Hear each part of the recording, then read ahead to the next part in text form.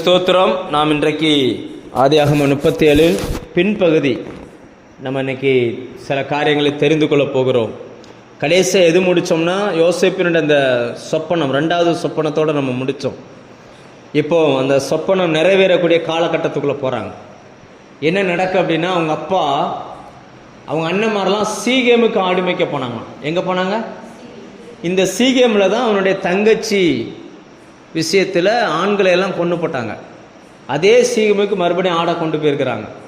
உடனே யாக்கோபு நினைக்கிறார், ஏற்கனவே சீகேமில் தான் ஆண்கள் எல்லாம் இவங்க கொண்டாங்க, ஒருவேளை அவங்க கோபத்தில் இருந்தாலும் இருப்பாங்க, இவனுக்கு வேற சொல்ல சொல்ல கேட்காம ஆடை அங்கே கொண்டு போயிட்டாங்களே, உயிரோடு இருக்காங்களா இல்லையா, அவன் சேமம் எப்படி இருக்கு, அவன் சுகமாக இருக்கானான்னு பார்த்துட்டு வா அப்படின்னு சொல்லி தம்பியை இப்போ அனுப்புகிறார். அப்படின்னா என்ன அர்த்தம்னா, அந்த 10 பேர் போகும்போது இவனை அனுப்பலை. ஏன்னா அந்த 10 பேர் இவன் மேலே பொறாமையில் இருக்காங்க, சண்டை போடுவாங்க. அவங்க ரொம்ப கோவக்காரங்கல்ல, நம்ம பைபிளில் பார்க்குறோம், ரொம்ப கோவக்காரங்க. அப்படியே பட்டயத்தை எடுத்து ஒரு ஊரே கொண்டுட்டாங்க. அதனால் இவன் நம்பி அனுப்பாமல் தனியாக வச்சுருந்தான். இப்போ என்னென்னா, அவங்க உயிரோடு இருக்காங்களான்னு பார்த்துட்டு வர சொல்லி இவனை அனுப்புகிறான். ஏற்கனவே 10 பிள்ளைகள் முன்னாடி போனார்கள், இப்பொழுது ஒத்த பையன் என்ன செய்கிறாரு, இவர் பின்னாடி போகிறார், இப்படி போகிறார். சரி, இது நமக்கு எதை காட்டுகிறது அப்படின்னு பார்த்தீங்கன்னா, பழைய ஏற்பாட்டில் ஆண்டவர் 10 கட்டளைகளை ஃபஸ்ட்டு கொடுத்தார், தேவ ஜனங்களுக்கு ஃபஸ்ட்டு கொடுத்தார். அதில் ஜனங்கள் கீழ்ப்படியலை. அதன் பிறகு அதை நிறைவேற்றுவதற்கு இயேசு பூமிக்கு என்ன பண்ணார், இறங்கி வந்தார். இந்த யோசேப்புக்கும் இயேசுவுக்கும் நிறைய சம்பந்தங்கள் இருக்குது. பைபிள்லேயே பழைய ஏற்பாட்டில் நிறைய பேர் இயேசு அடையாளப்படுத்தினாங்க. அதில் அதிகமான முன் அடையாளங்கள் யாருக்கு இருக்குன்னா யோசேப்புக்கு இருக்குது. இப்போ அவர் வருகிறார், வர்ற வழியில் தேடுறார், அண்ணனை தேடுறாங்க. அண்ணனை தேடினா அண்ணனை காணல. அப்போ அவங்க சொல்கிறாங்க, தோத்தான் அப்படின்னு சொல்லக்கூடிய ஒரு ஊருக்கு போனாங்களாம். எந்த ஊர்?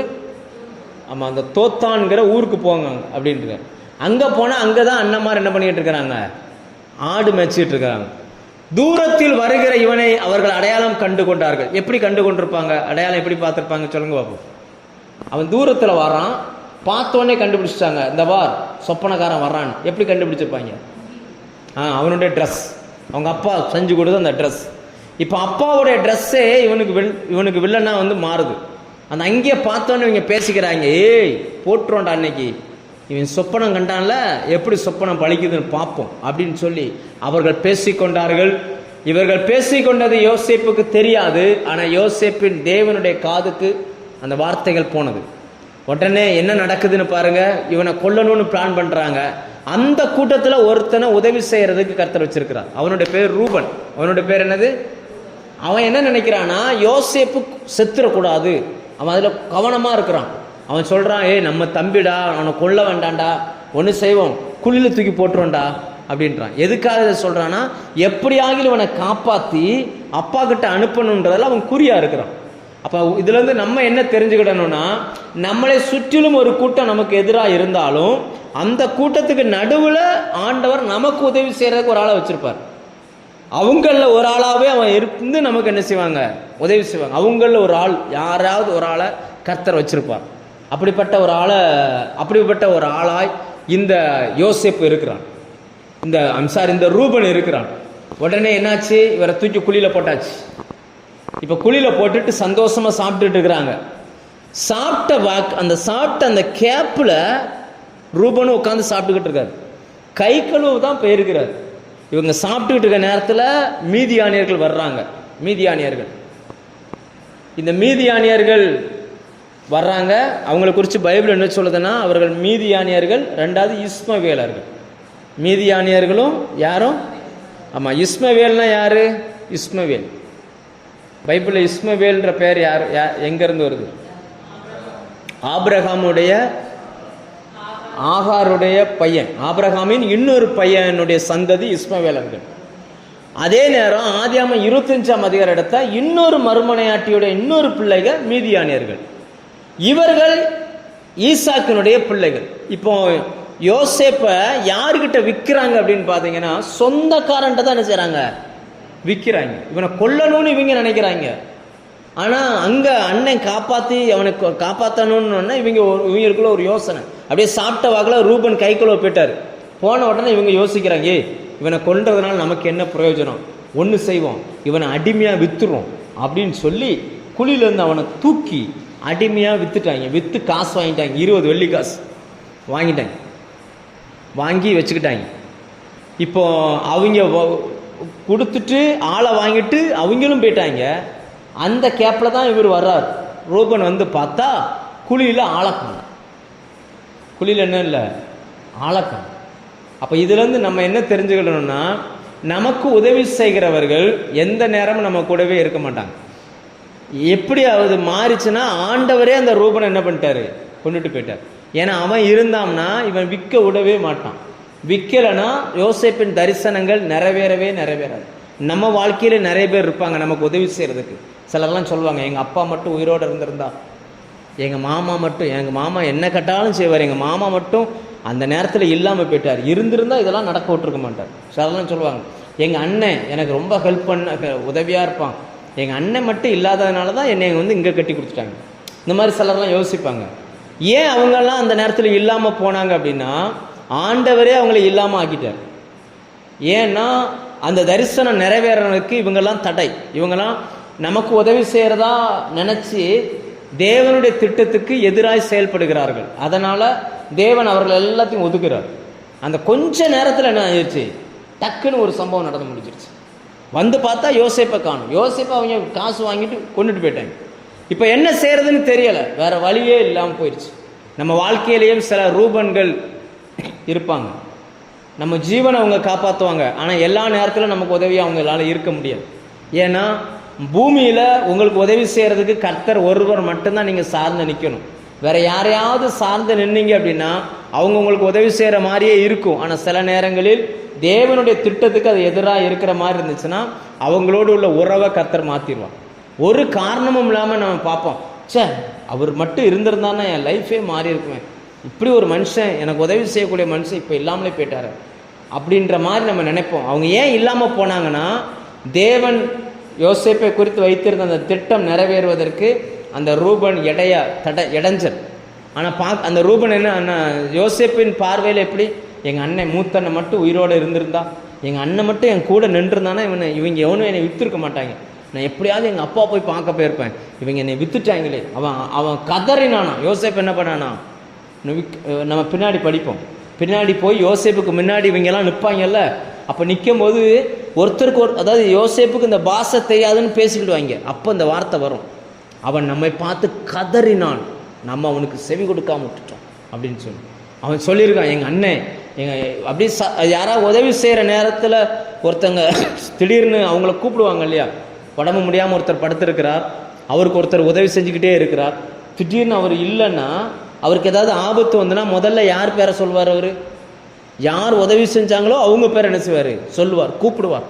அப்படி இந்த ரூபனை நோக்கி யோசேப்பு கூப்பிடுகிறான், கதறுகிறான். ஆனால் அந்த சத்தம் கேட்காத ஒரு இடத்துக்கு ரூபன் போய் நிற்கிறார். இப்போ அவர் திரும்பி வர்றதுக்குள்ளே யோசேப்பை விற்று முடிச்சிட்டாங்க. இங்கே வந்து பார்த்தா குழியில் யாரையுமே காணும்.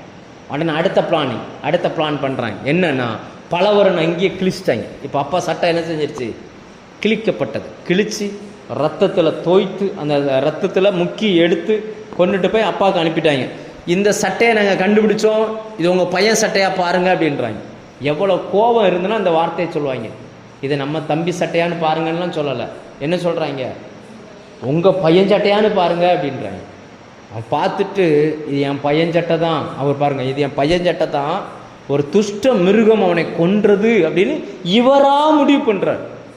ஆனால் யாக்கோபு எப்படிப்பட்ட ஆளுனா, தேவனை முகமுகமாய் தரிசித்த மனிதன், தேவ சமூகத்தில் போய் தேவனை தரிசித்த மனிதன், ஜபம் பண்ணலை, ஆண்டவர்கிட்ட விசாரிக்கலை.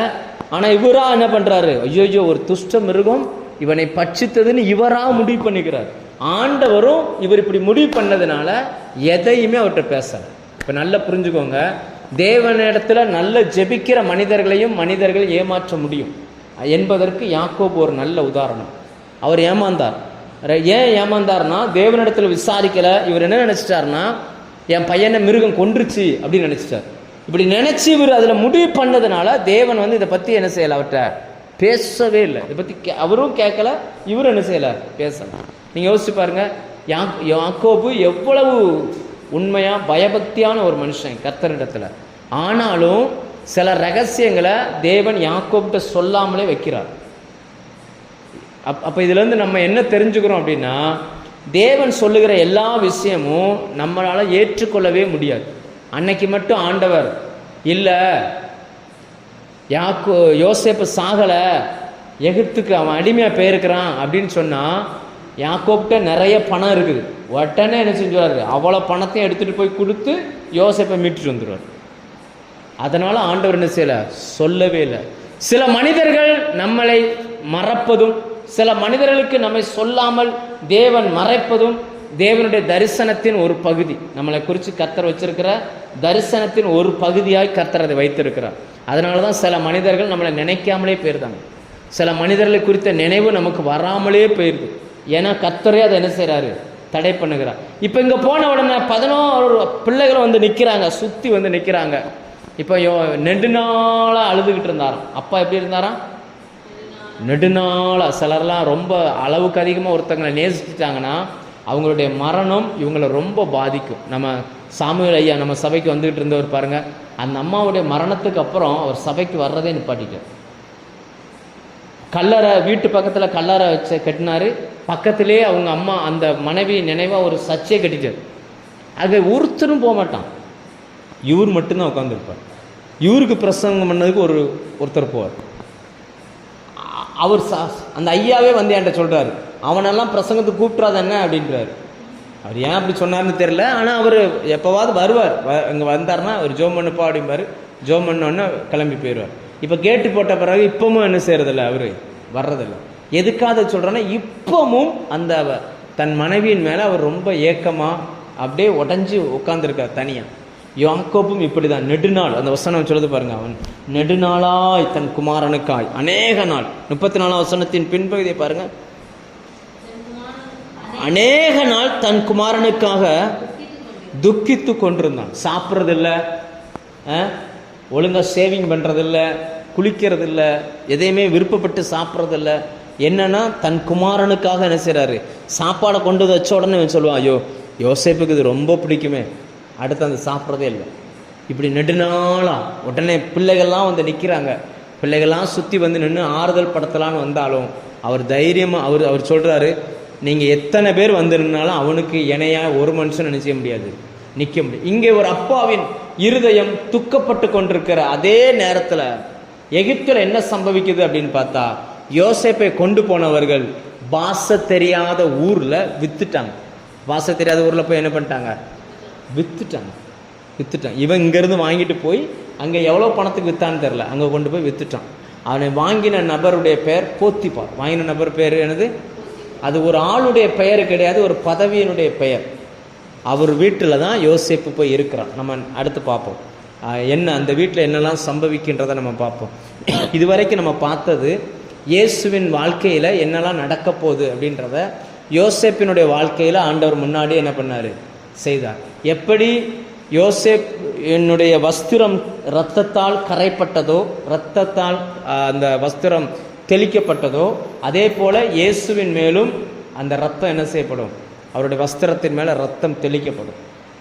இயேசுவினுடைய வஸ்திரம் அதே போல் சகோதரர்களை எடுத்து கொண்டார்கள். அவன் வஸ்திரத்தை என்ன பண்ணாங்களாம், அவன் மேலேருந்து கலட்டி எடுத்தார்கள். இயேசுவை சிலுவையில் அறைய கொண்டு போகும் பொழுது அவர் மேல் போடப்பட்ட அந்த வஸ்திரத்தை அவர்கள் கலட்டி எடுத்து கொண்டார்கள். தங்களில் எவனுக்கு வரும் என்று சீட்டு போட்டு அந்த வஸ்திரத்தை என்ன பண்ணிக்கிட்டாங்க, எடுத்து கொண்டார்கள். எப்படி யோசேப்பு 20 வெள்ளிக்காசுக்காக விற்கப்பட்டாரோ அதே போல் இயேசுவும் வெள்ளிக்காசுக்காக விற்கப்பட்டார். ஆனால் இதுக்கு காரணம் வேற. இவருக்கு 17 வயசு, அதனால் 20 வெள்ளிக்காசு. இயேசுவுக்கு 30 வயசுக்கு மேலே வந்ததுனால எத்தனை வெள்ளிக்காசு, 30 வெள்ளிக்காசு. அடுத்து இந்த மாதிரி தான் வரும். அவர் தண்ணீர் இல்லாத ஒரு குழியில் இவர் போடப்பட்டார். இயேசுவை அடக்கம் பண்ணுறதுக்கு அது ஒரு அடையாளமாய் சகோதரர்கள் தூக்கி குழியில் போட்டது போல இயேசுவை வந்தார். இயேசுவின் சகோதரர்களாய் அறியப்பட்ட யூதர்கள் அவரை அடக்கம் பண்ணினார்கள். இப்படி நிறைய இடங்கள்ல இயேசுவோடு அவர் வந்து மேட்ச் ஆகிட்டே வர்றார். லேலுயா.